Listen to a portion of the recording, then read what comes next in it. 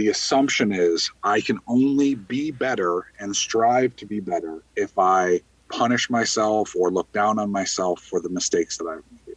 No, you can try to be your best self every day and have grace with the fact that we are all imperfect.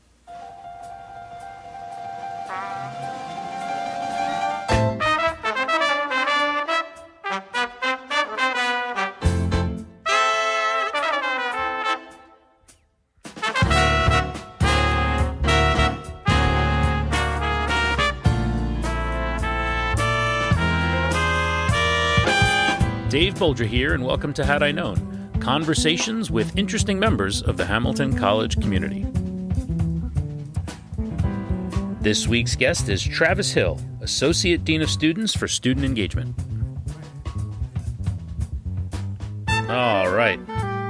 Right off the bat, I want to thank those of you who filled out our listener survey. For those of you that didn't, well, thanks for nothing.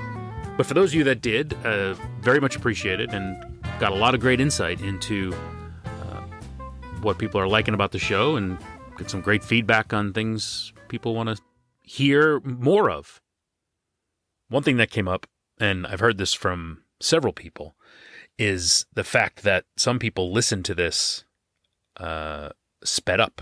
I know it's common for people who listen to a lot of podcasts to listen to it at 1.5 or 2x speed. Take an hour-long show and condense it down and get through it faster. I get it. Makes sense. But then as I got to think about it, it kind of blew my mind a little bit, because there are people who listen to the show who probably don't know what I actually sound like because I'm sped up. So if I talk slowly, do I now sound like my normal self to these people? And if I talk really fast, what happens then? Do I sound really fast and annoying, like a chipmunk? Like when you crank up the speed on a turntable? I know former guest John Werner listens to it sped up. And he had told me when we started talking in real life for the interview that it was a bit strange for him to hear my normal voice. Who else out there has me on chipmunk mode? Hit me up on social media at Had I Known Show. Let's find out who else is an impatient listener and wants to get through it fast. Some of the other feedback I hear from listeners is the fact that this show helps them reconnect with the school. And I've also heard in the listener survey that there are a lot of listeners who want to hear more from people who can talk about how the school has evolved over the years. Well, those of you that have given me that feedback, this episode's for you. Travis Hill, our guest this week, who is the Associate Dean of Students for Student Engagement, has been with the school for 18 years. He has certainly seen a lot change over that time, and we talk quite a bit about that in this conversation. And for those of you who like reconnecting with the school, and those of you who want to keep up on what's going on campus currently, you're going to want to check out Travis's podcast, Life on the Hill, which regularly takes a look at whatever current events are happening on campus to help give students and their families a view of what's going on in Hamilton. We talk a bit about the podcast in the conversation. And that should make Cato TN on Twitter happy. After the Gabe Malika episode, we heard from Cato TN that podcasts about podcasts is the Hamilton content we didn't know we needed. Well, we got another one for you. Although it's less about the podcast and more about a man who has spent 18 years working to better the lives of students at Hamilton College and all that he's seen through those 18 years. Hope you enjoy it. Here is my conversation with Travis Hill. Is my sound okay? You sound great. You sound very good. Hell of a time to work with students over the last year plus, huh? It's been not the usual college experience for your students. No, it hasn't been. To be honest, I had no idea what to expect, but my assumptions going into the last academic year were not great. There's no community that universally responded well to the limitations created by COVID. And so my assumption of 18 to 22-year-olds was, Yeah, they're probably going to be a little bit behind the whoever's leading the curve, who's ever setting Yeah. the curve. Yeah. And that was not what happened. I've never been more happy to be wrong.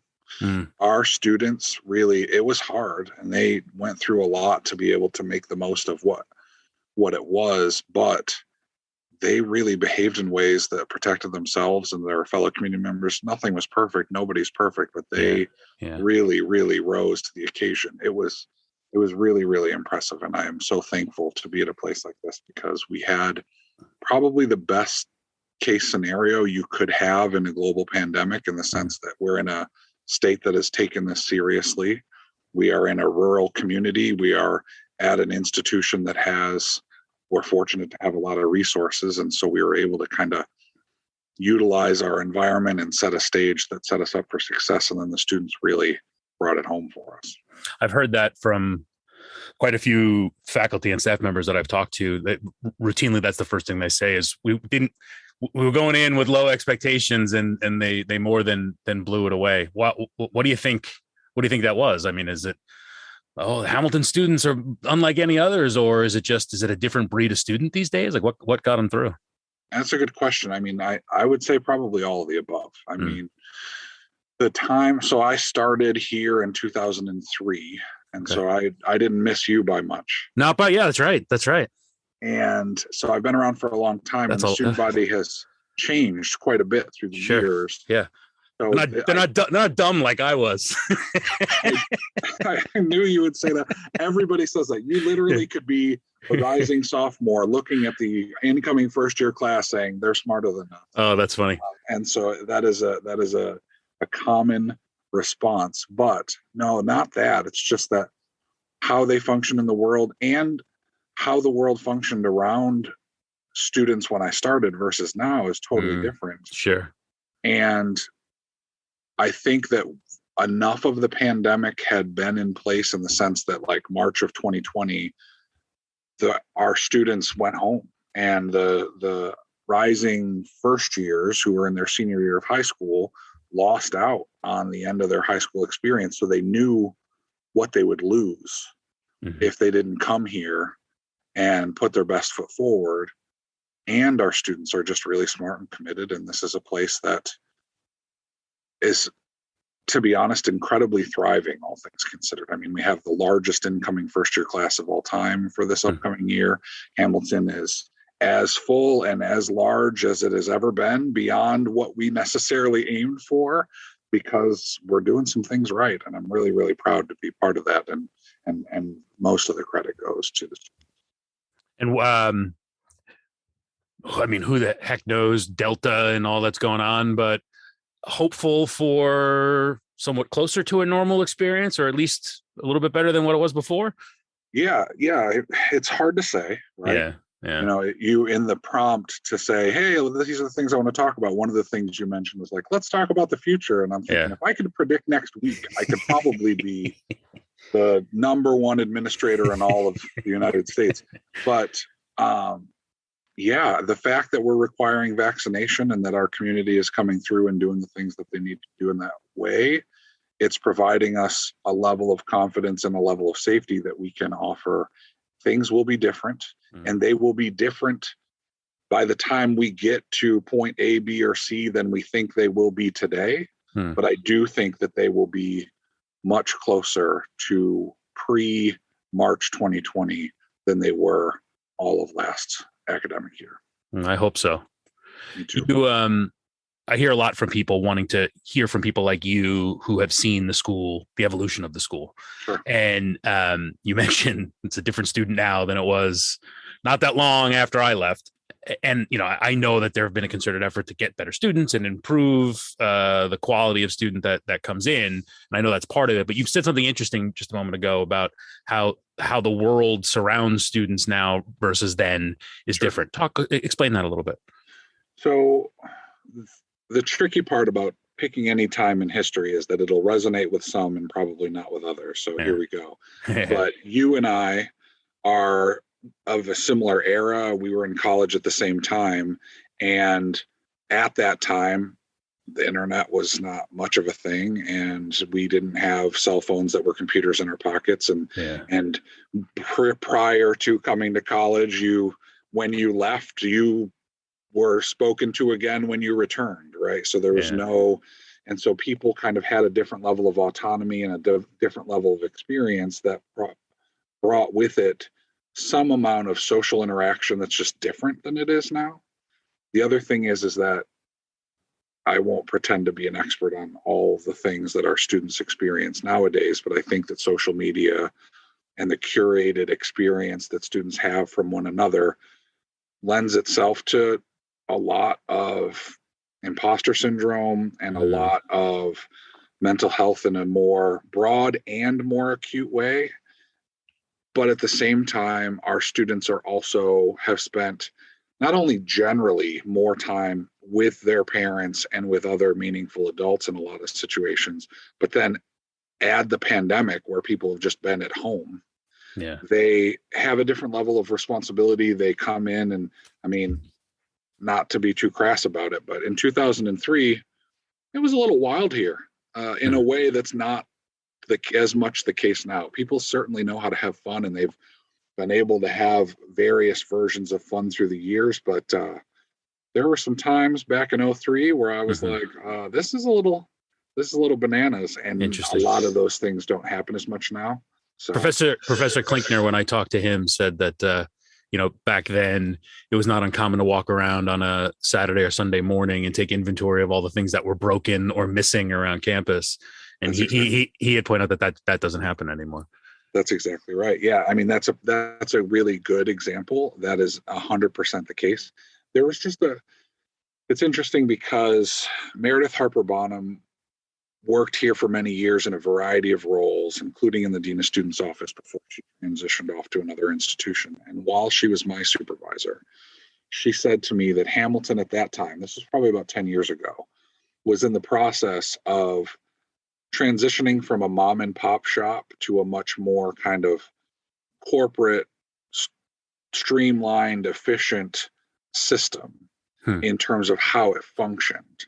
And I think that that's true. And I think that we have been fortunate to keep, because of the size of our community, some of the really great personal and individual efforts for our students so that they are treated as an individual and that they experience Hamilton in an individualized way. But there were just some things that happened back then that just don't happen anymore. So for example, one of my favorite examples, and you may have very well experienced this as a student, is that Sid Werdemer in 2003 would still drive around and he would just pull his car onto the sidewalk next to KJ, jump out, go to a meeting, come back out and tool off for the day. Things like that, where there was just these big personalities that kind of ran the whole show, and that was accepted and expected, was part of it. And now it feels like a much more kind of streamlined process where we're all kind of moving in the same direction and really trying to move in the same direction together.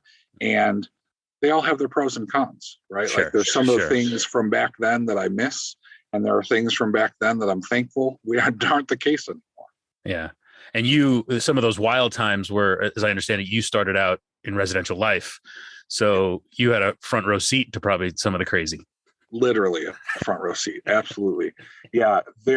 So this is probably you edit this. Is that right? Yeah. So I'll let you. Although maybe not. I don't know. I'll trust your judgment. But one of my favorite stories is that it was probably year 1 or 2. So I lived on the dark side, on the south side of campus, as an area director in Babbitt Residence Hall. And on some weekend evening, I walked out to just kind of take a stroll. It was early enough that it wasn't me trying to kind of police the campus by any means. It was probably about 8:00. And I'm cruising past Millbank, and in the stairwells where it's all windows, I mean, of course, they're all windows, but windows without the colorful blinds, there is just a stream of people coming down the stairs. And in the middle, there's one person who's naked. Everyone else is clothed. they're all very aware and think it's very funny that he's naked. It's just him and a solo cup, right? That's it. That's all he's equipped with. And he gets to the landing of one of the turns in the stairwell, and I'm just watching this, and he smashes the light, which is a very bad choice when you're naked. I mean, it's a very, very poor choice, but especially then. So while I was going to go and address the situation anyway, I was doubly obligated to at that point. So I walked to the exit that everybody's cruising down to, and they're like having a great time, laughing and cheering along and doing their thing. And they see me, and all of a sudden, everybody who gets to the door gets quiet, kind of scurries past me until the student comes by. And I said to him, I think it's safe to assume you don't have your ID on you at the moment, but I need you to take me to where your clothes are so you can get dressed and I can collect that information. And that student still to this day is referred to as the naked vandal. And that was certainly uncommon, but it was in that neighborhood in the early stages. That front row seat looked a lot like that.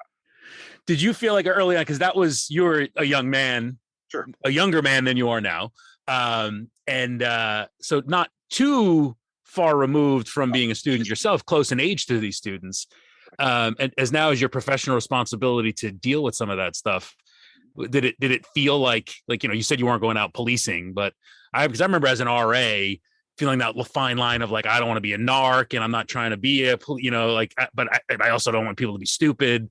Like, was that a hard transition for you when you started out your career? It wasn't, because I was an RA, then I went to graduate school and did live in res life stuff and got used to the fact that I was in a different role from people who were minutes younger than me. Yeah. And it's actually really funny because when I started, there was an RA at the time who was going into his junior year, and he recently came back to visit. And I looked at him and I said, all right, question, how old are you?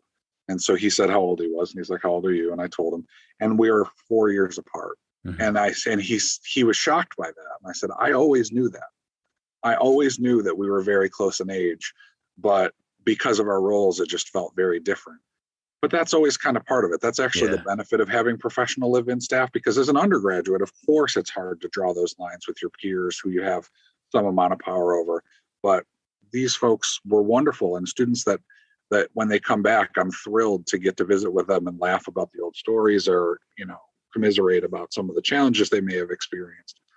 But I also wasn't going to be hanging out with them on a Friday or Saturday night. We weren't going to have elbows at the local pub or anything like that. Right. So in that evolution, you talked about and how the world has changed with students and how the Hamilton student has changed. How has the school changed and how it interacts with students? I mean, that's been a part of your career there. Sure. What's the school doing differently with students? Well, so to be honest with you, the thing whenever I talk to people, especially incoming students or people who are considering coming to work here, the biggest change, in my opinion, that has had the most effect on Hamilton is our change in our financial aid policies. Mm-hmm. It has really made Hamilton an institution of access. It has diversified our student body in incredible ways. I've spent time with trustees and other folks who their time on the Hill was quite a while ago. And when students today talk about how we need more diversity, they look around and say, are you kidding? Compared to what it was like when I was here, this is amazing. Yeah. And I get both of that. I get both sides of that. But it absolutely has become an institution with a great level of diversity of all different types. And that's been a wonderful change. And for me, it's a big driver in the work that I do, because our society in the United States is still quite segregated. It always really has been.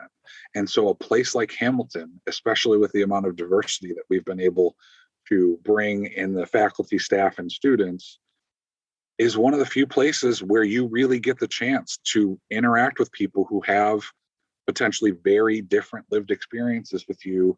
And because we're residential, that can happen anytime, day or night, over the course of your 4 years. And it's pretty powerful, and it's a great opportunity, and one that we are always trying to do and to offer in the best way possible.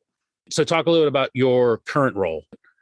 So I am here, get ready for some words. I'm the Associate Dean of Students for Student Engagement. But what that really means is that the areas that I work with are really focused on kind of making sure that there is a meaningful engagement for students that brings purpose to the fact that we're a residential institution. That doesn't just mean residential life. It means the fact that our students are here 24/7 engaging with each other, not just in the classroom and not just about their academics outside of the classroom, but they are growing and changing as budding adults. And I say budding adults as a compliment because I still feel like a budding adult now. So I don't necessarily mean that when they walk across the stage, they necessarily have it all figured out, but we're here to be part of the process to help them move through that in ways that are productive and as healthy as possible, and involving and understanding that you're a member of a community here and that has opportunities and responsibilities. That's interesting. So what's under your remit as part of that? What are the types of programs that you do to make that happen? Sure. So the offices that I work with that are part of the team I'm on is the Office of Residential Life, and then orientation, first year programs, student activities, and outdoor leadership. And then I, on a day-to-day basis, also oversee fraternity and sorority life and am a conduct hearing officer. And so I have a variety of hats. And so, we're always working to try to create opportunities of a whole variety. Some of that's about what it literally is like to live with one another. And some of that is about exploring and expanding the interests that students have, giving them opportunities to grow as leaders. I mean, you were here, you know how this all goes, but this is all about trying to do this in a way, and I think we're doing it better and better. And I'm actually really excited about the Alex initiative as a way that we will work with tangentially, but to help students really navigate all the opportunities and experiences that Hamilton has to offer in a way that doesn't let anybody slip through the cracks. You mentioned learning how to live with people. That was something that I did not even begin to fathom before I stepped foot there as a student. And you literally just dropped into a room with, in my case, 3 strangers. And it's like, okay, figure it out. You're in sleeping in the same room tonight and for the next year. It's wait, what? Yeah, how'd that go for you? And actually, so it went quite well. One of them is still a very good friend of mine who I talk to on a regular basis. He's the reason I met my wife. It worked out for me pretty well. I had no complaints with the 4 of us, but it's a weird experience if you're not prepared for it. And I'd imagine most first year students aren't prepared for it. That's exactly right. No, that's exactly right.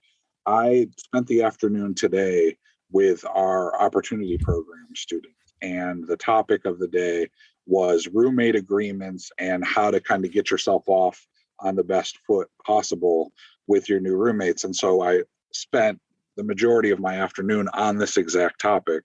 And that was part of the conversation. So on August 17th, the students will arrive and this process starts. And as you said, there's a lot going on. There's always going to be a lot of movement and a lot of chaos. But at the end of the night, you're going to lay your head down on a pillow next to a person or a few people that you may have interacted with a little bit over the summer, but otherwise they are now living with you. And it is pretty surreal. Yeah. It's, we certainly weren't without conflict, but you it's a life lesson, how to manage through that and survive that. Right.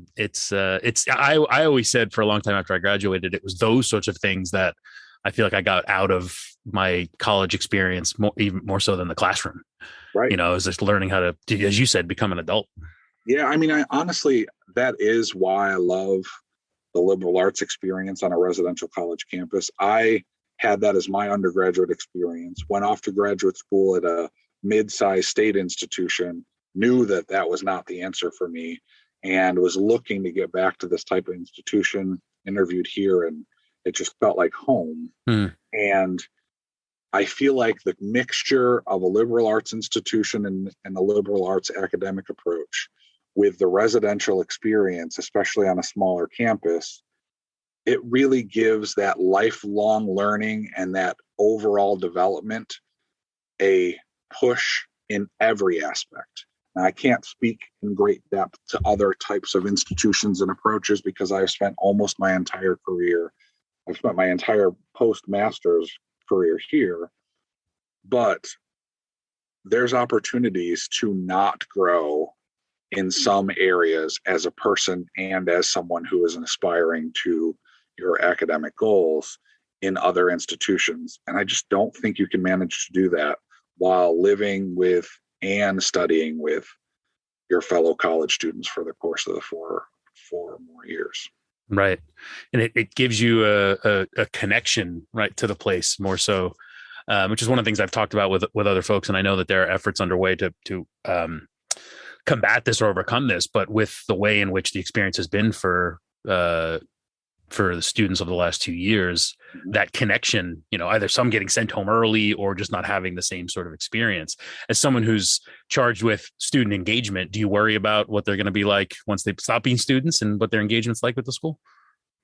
I do, of course, but my primary focus is just trying to help make the most of what it can be and what it will be going forward. I spent some time with a number of graduating seniors last year, and a couple in particular were kind enough to be frank about how frustrating and challenging it was to lose out on the tail end of their junior year and then have this augmented senior year.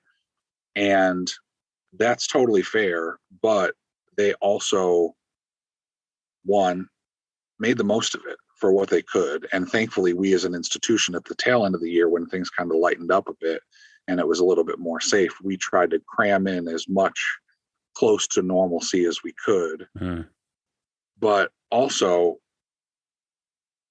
everybody's experience and how they have lived through and felt about the pandemic varies, but is in the neighborhood of challenging at a minimum, right? And we did everything we could to provide the best experience possible and to make it possible to come here and learn. But it's a global pandemic. We can't take that away. No number of steps and no amount of resources or privilege can take that part away. And I think that people really wanted that. I wanted that. I totally relate. If there was any magic switch that any of us could flip, we would have long done it by now. Of course. But that was one of the parts of the reality that can't get lost in that grappling with what the pandemic has, for lack of a better term, taken from us. You mentioned working with fraternities and sororities.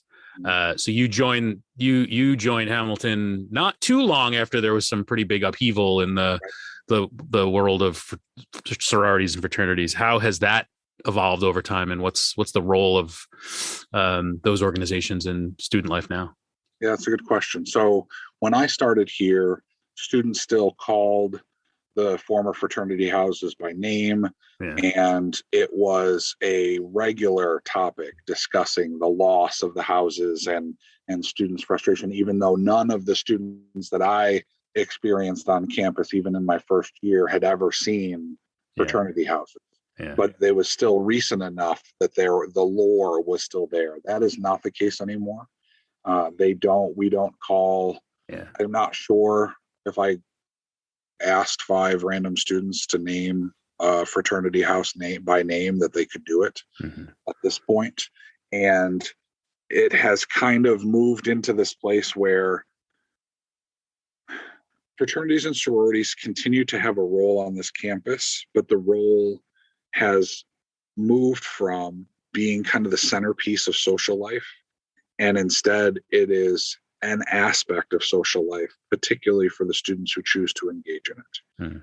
What I like about our fraternity and sorority life is that the students aren't exclusive. The organizations are exclusive by definition, but being a member of one does not preclude anyone from being friends with members of others or people who are non-members. And in the time I've only been overseeing fraternities and sororities directly for a couple of years, and of course most of that time has been out of the ordinary, but there is a group of people who find fraternities and sororities to be an avenue to make meaningful relationships. But if that's not any particular student's scene, it's not going to detract from their ability to make the most of their Hamilton experience. And I kind of feel like that's how it should be. That it shouldn't be the driver of social life, and it should be something that creates meaningful relationships among students. And you say it's not the dominant social or the centerpiece of the social life. Does that mean they're not driving the weekend parties and the weekend events and so forth? They are at times, but they're also not at times. And the scale of those, I mean, certainly the last year and a half, none of that has been happening. But even prior, athletic teams have kind of taken a more prominent role in how campus socializes, but also the fact that just any group of students can kind of choose their own adventure. I mean, it's very in line with the open curriculum that our students have the ability to kind of, within one pocket or another, make the most of their experience and define their social lives in the way that they want to. And it doesn't feel that any groups are trying to necessarily impede on it. Yeah. There's not necessarily you're on this athletic team or you're part of this group, and I don't want to socialize with you, or I want to socialize with you all the more. It's kind of just, there's not a whole lot of difference from being a member of an a cappella group versus being a member of an athletic team versus being someone who is part of student assembly. But everybody has the same opportunity to kind of find their people. Well, that's good to hear. It never made sense to me, back then on such a small campus that's exclusive already to remove yourself from so much of the school by only associating with a certain group. It never really seemed like the right sort of approach. And I've made the joke before. I felt like, well, they have to invite somebody to the party. So what do I gotta go through Russian attorney? I'm going to get invited to the party anyway. Sure. Right. Absolutely. Yeah. I mean, and I think that's a reality. I think that there are people who are very close with folks that are in a fraternity or sorority, and they're just not a member. Which is good. As you look at the job now, what's pandemic aside? I know that's brought in a whole other host of challenges, but just in general, student life and making the experience as meaningful as possible for students. What's like one of the biggest challenges, non-pandemic challenges for you and students now? Yeah, I think it's really about, and this goes back to kind of the ALEX piece, is that the addition of ALEX advisors are going to help all students from day one have a consistent, meaningful adult to bounce ideas off of, to kind of guide all the options that they have in and out of the classroom. So what's the ALEX program? So this year we are launching the incoming first year class will all have someone called an ALEX advisor.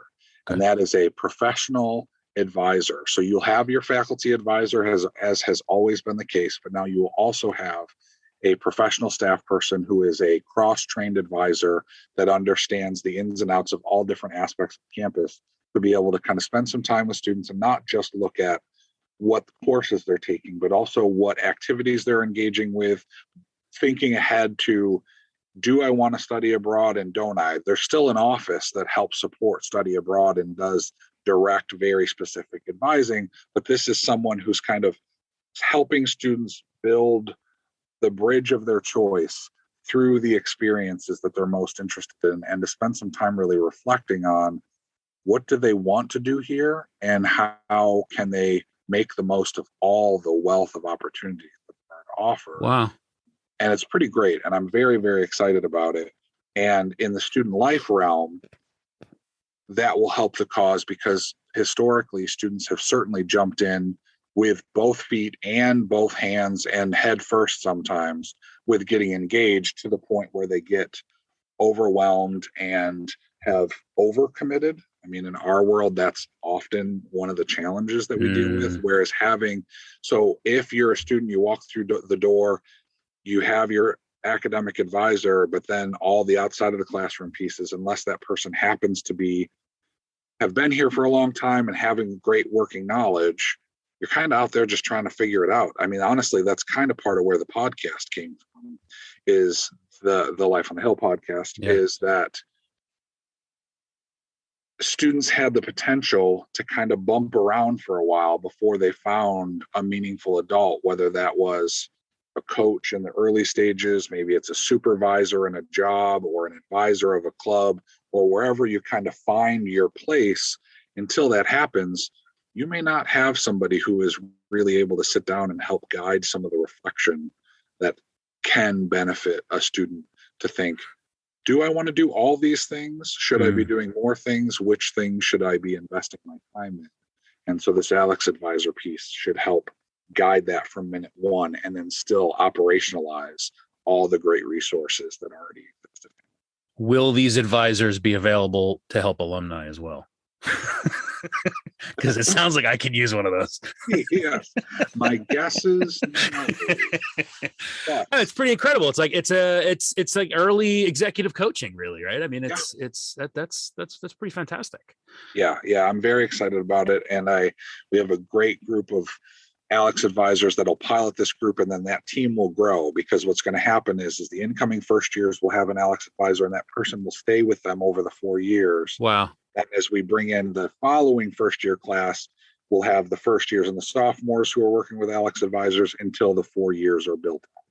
Interesting. And these are all Hamilton staff and faculty, or So these are master's level professionals who are coming in. So we have 3 right now, one of whom transitioned from our career center and is in this role. And then the other 2 are actually Hamilton alums that are coming back to join us to be able to help our incoming students make the most of this upcoming year, which couldn't be timed better. That's incredible. Is this a common practice in higher education institutions? No, it's not. It varies. So professional advising happens for sure at a variety of institutions of our type, not necessarily. I was fortunate enough to be one of the people on the committee that kind of headed down this road. Our first charge was just to look at advising and the consistency or what the student experience was around faculty advising. And the process involved going from campus to campus that has a program like this. And there are, half a dozen to a dozen where anybody who's looking to engage in this conversation goes to these specific half a dozen or a dozen. And as we went from campus to campus doing a listening session, every single one said, we wish we had done this, or we wanted to do all of this, but we did only this. And so the mantra of our group became, it's all or nothing. We're gonna do it right. And if we nail it, we'll be the campus that every college goes to and says, okay, what did you do? Or we're gonna stick with the system we have. Because the thing is as we engaged with all the aspects of it, whether it was software that we would use to kind of better inform communication, or it was conversations with other institutions, they would stop and take a step back and say, Hamilton's already amazing. Like, your retention rates are incredible. Your students are so successful. Why are you doing this? And we just kept saying, it's not good enough. It's not good enough. We can do better. We can help our students better. And that matters to us. And we're fortunate enough to be in a position and have gotten the commitment from the trustees and from the senior staff to really move forward with this. And I really think it's going to transform the student experience. When we were working through this, I was thinking through some of the complications that are created at Hamilton that this will address. And one of my colleagues at the time, an alum, Corey Smith, said, it's kind of like we stand our students next to the jungle with a machete and say, your future's in there. And what this is supposed to do is to say, you still get to choose your path, but here are some paths, many, many paths that will probably serve you well. And if you get partway down one and you want to change, we're here to talk about that. We're not here to tell you what to do or not to do. We're just here to help you reflect on what you're trying to get out of this experience and use our knowledge of all that Hamilton has to offer to give you that experience. That's fantastic. And this is every incoming student will have an advisor. Wow. It's funny, that shows the difference in students. I think about myself. I mean, I certainly would have benefited from something like that tremendously as a student, but I also question how engaged I would have been in it, and so my reaction is, wow, how many students are really going to want to deal with that? But I bet you many of them will, because that's the expectation these days. Yeah. Yeah, I think so. I really do think so. But I also understand that won't be universally true. There will be students who are like, I got this. I don't need you to tell me my business. And what's it hurt to have a resource there if all of a sudden you realize, just kidding, I actually do want to circle back. That's who's going to touch base with you periodically and really that's the other big piece about the student engagement piece. So, we're starting to onboard our own curriculum around the residential experience, not just the residence halls, but the kind of whole lived experience here. And it's about recognizing that historically, in the semi-recent past of higher ed, we're pretty good at looking at incoming first-year students and being like, you need support. And here are all these structures and these ways that we programmatically and systematically support you. After that, we're kind of like, high five, you got this. And I mean, that's not always true, but that's kind of how it goes. And it's our goal, it's our intention to really help students develop meaningfully and intentionally for the duration of their experience, and to walk away with the skills to continue that forward into their adult life. Interesting. You mentioned the podcast. Talk a little bit about that. How are you, the intent behind it? Like, how are you picking topics? What's it? What kind of tool is that for you and for the school? Yeah. Thank you. My shameless plug for the podcast. Of course. Right. So honestly, it all started with the lack of things like ALEKS, where as a first generation college student myself, I applied to one college, got in Rolling and Mission. I didn't know what Rolling and Mission was, and said, okay, I'm going to go there. And I showed up. Where was that? Elmira College. Okay. And I showed up. And I was like, what are all these people doing? What are these offices? What's an office hours? Why would I go to that? I went to class. Is that not good enough? And I've watched generation of Hamilton students, some subset of them do that same exact thing. And wanting to kind of create a library of resources so that students at any time, in any context, or their families even, like thinking about my own parents, and how do you talk to your kid about college when you have no idea what it is, especially if they're not sharing openly about what those experiences are? How do you feel like you have enough information to be someone who supports them properly? Well, if you want to, you can listen to these episodes and get pictures and understanding, this time of year, these are the types of things that are going on, and here are some potential pitfalls. The other big piece, and a lot of my conversation this afternoon with the Opportunity Program students is about really validating and normalizing experiences for students, and that some of those experiences are about failure and struggle, and that's normal and that's okay, that's part of it. And really being able to kind of help center people in their ability to advocate for themselves and to look out for their own well-being. I actually listened to your podcast, this podcast, with Gabe Malika, because Gabe was an RA. I knew Gabe, and so I was excited to get to check that out. And you two both, having also both doing podcasts, one of the comments that you both made was, as we have interviewed people that we knew and looked up to or felt some sort of way about them, and then we've now reflected back to those moments, they had their own stuff going on. That's the biggest aha for me doing this show. Wow, you were going through that too? Yeah. And the thing about that is that it is nearly universal.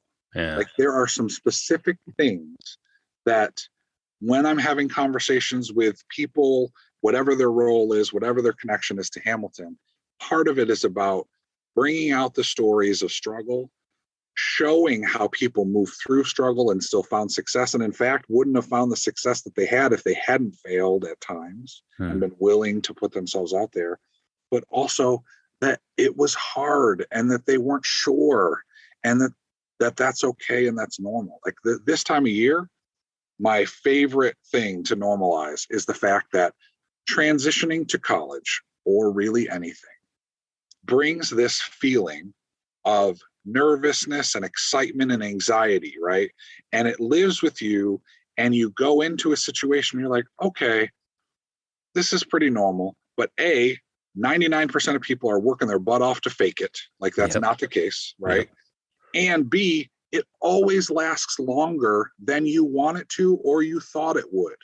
But that we all move through it eventually and find the place to be home. I remember in my own undergraduate experience, spending my whole first semester, I went to college with my best friend, and I still had that feeling for a full semester plus. And I remember walking through campus one day in the spring semester and being like, I feel totally at ease. That feeling is gone. And I never would have thought it lasted that long, but I was glad I stuck it out. And I at times assumed that meant something was wrong, but it wasn't. That was just part of it.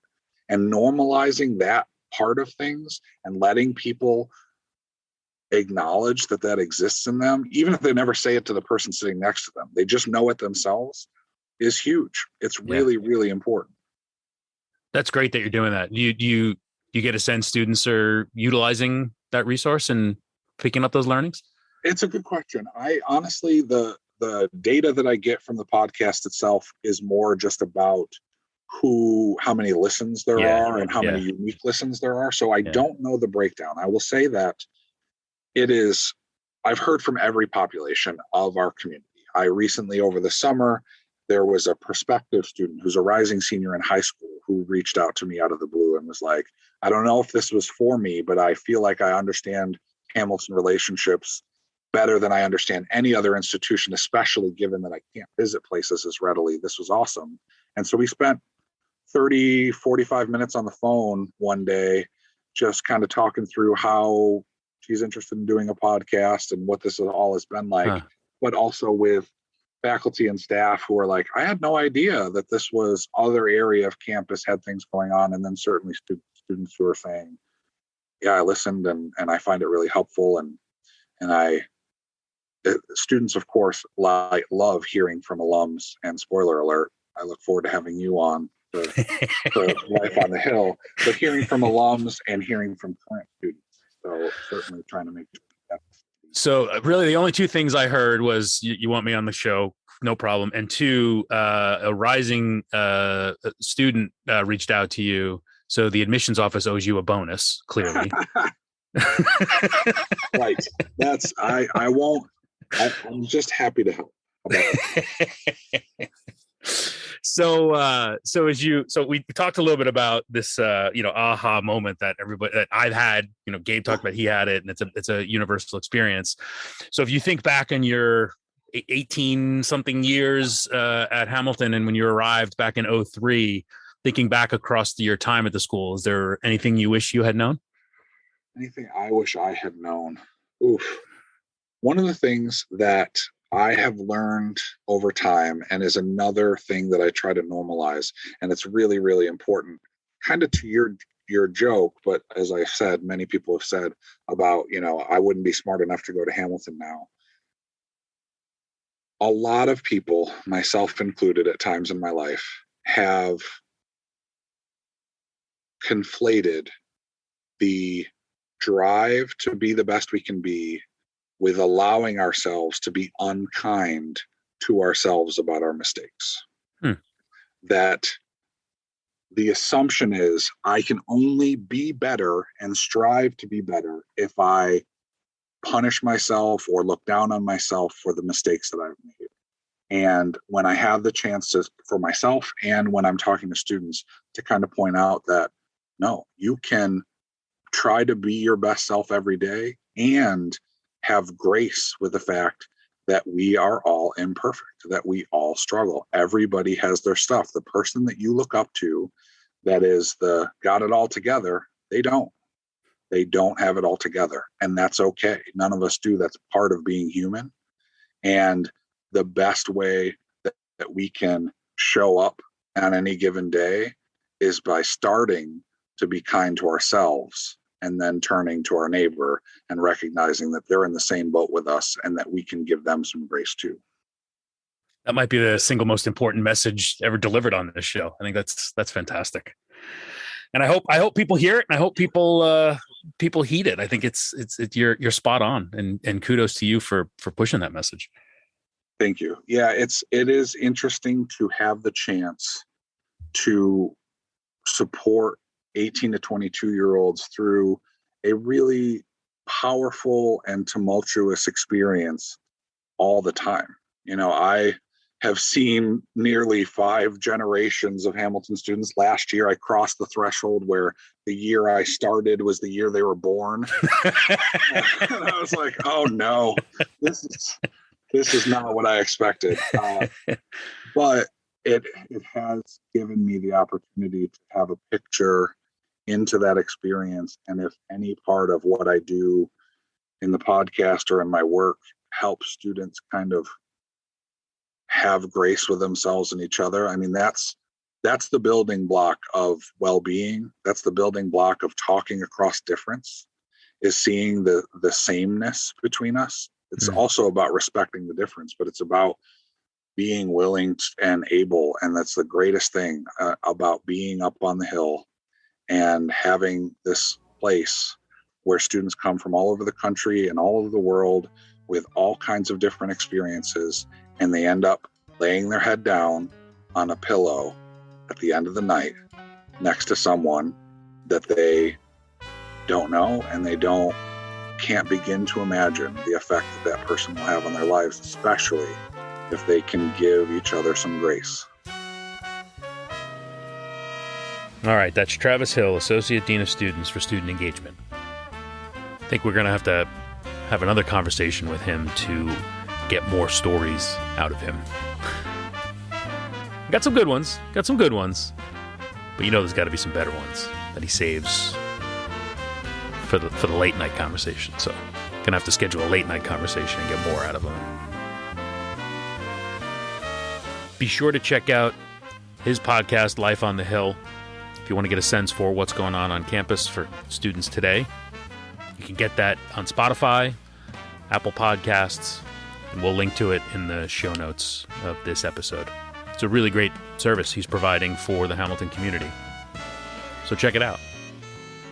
And yeah, that idea that everyone's going through something, but not talking about it when they step foot on that campus, it's an important message that he's trying to help spread. So help him out, give him some listens, spread the word. In fact, that's your homework assignment this week. I want you to text, call, email, hit up on social media a classmate and tell them how much you love this show. And in fact, now you've discovered another Hamilton podcast. If you want to hear more about what's going on the campus today, check out Life on the Hill. My thanks to Travis for joining. It was a real pleasure to get to know him. You have been listening to Had I Known on WHCL-FM, Clinton, New York. HadIKnown.buzzsprout.com. Had I Known show on social media. As always, my thanks to Dr. Michael Woods for supplying the music on the show. And, once again, Doc is going to play us out. Hope you enjoyed the show. We'll talk to you next week.